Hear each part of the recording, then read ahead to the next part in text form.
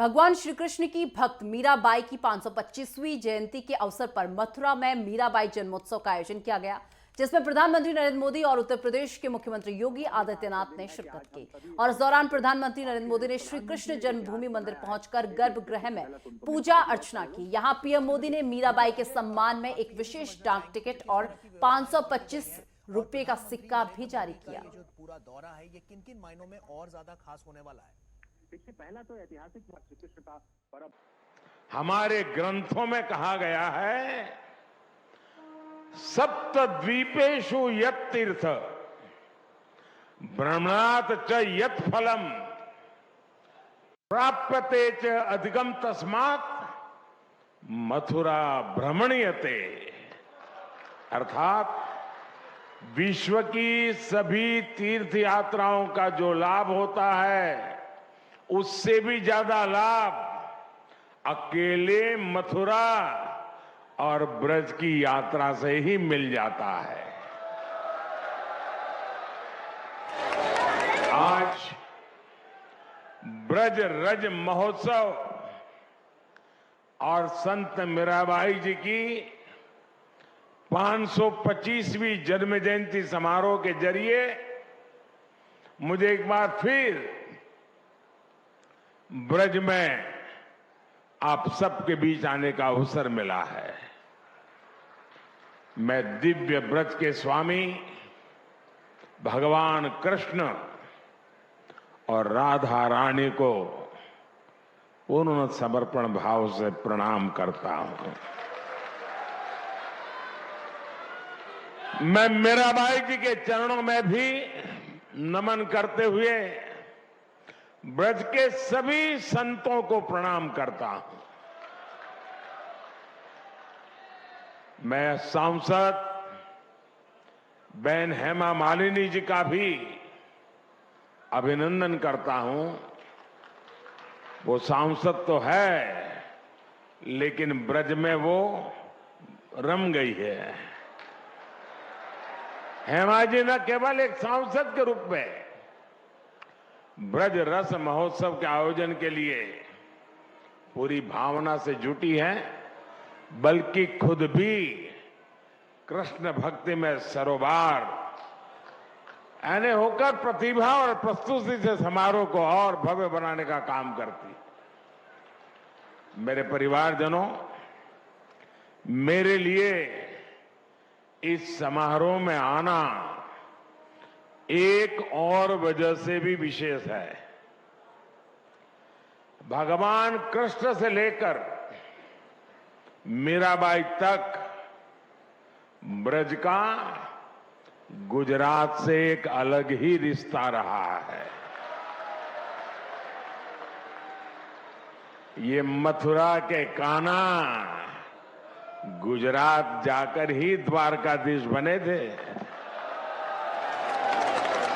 और राजस्थान से आकर मथुरा वृंदावन में प्रेम की धारा बहने वाली संत मीराबाई जी ने भी अपना अंतिम जीवन द्वारिका में ही बिताया था। मीरा की भक्ति बिना वृंदावन के पूरी नहीं होती है। संत मीराबाई ने वृंदावन भक्ति से अभिभूत होकर कहा था, आलीरी मोहे आलीरी मोहे लागे वृंदावन निको, घर घर तुलसी ठाकुर पूजा, दर्शन गोविंद जी को।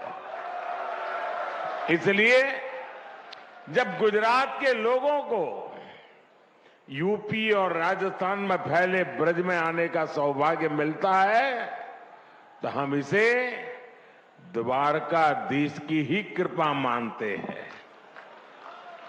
और मुझे तो मां गंगा ने बुलाया और फिर भगवान द्वारकाधीश की कृपा से 2014 से ही आपके बीच में आकर के बस गया, आपकी सेवा में लीन हो गया।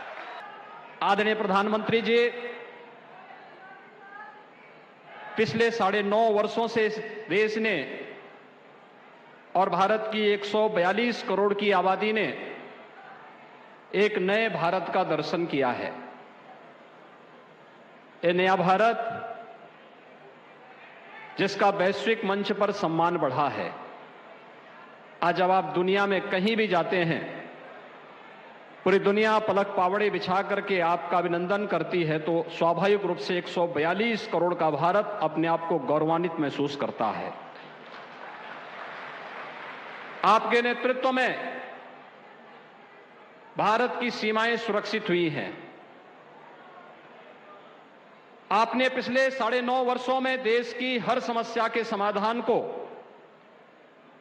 एक मार्ग दिखा करके उसे समाधान के लक्ष्य तक पहुंचाया है। भारत के सर्वांगीण विकास की जो कार्य योजना पिछले 9.5 वर्षों के अंदर न केवल बनाना बल्कि प्रभावी ढंग से उसका क्रियान्वयन आपके नेतृत्व में हुआ है। ये नए भारत के रूप में एक विकसित भारत की रूपरेखा दुनिया के सामने प्रस्तुत कर देता है। एक भारत है और श्रेष्ठ भारत भी है, जो विकास भी करता है, गरीब कल्याणकारी योजनाओं को प्रभावी ढंग से लागू भी करता है। ये नया भारत अपनी विरासत पर गौरव की अनुभूति भी करता है और उनके पुनरुद्धार की कार्य योजनाओं को व्यवस्थित तरीके से आगे बढ़ा करके आने वाली पीढ़ी के लिए एक नई प्रेरणा भी प्रस्तुत कर देता है। काशी विश्वनाथ धाम आपके नेतृत्व में बन करके आज पूरी देश और पूरी दुनिया को अपनी ओर आकर्षित कर रहा है। उत्तराखंड का केदारपुरी एक नए गौरव की अनुभूति करा रहा है। महाकाल का महालोक हो या फिर हमारा यह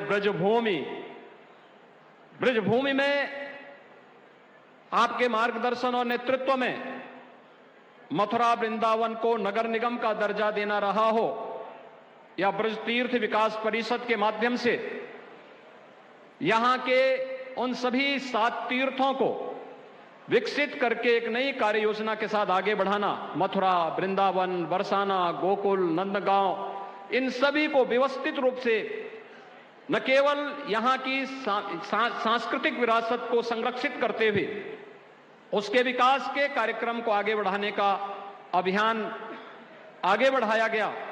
अभी तो वृंदावन क्षेत्र में आने वाले श्रद्धालुओं की सुविधा को ध्यान में रख करके बुनियादी सुविधाओं का विस्तार भी यहां पर करने का प्रयास हुआ है।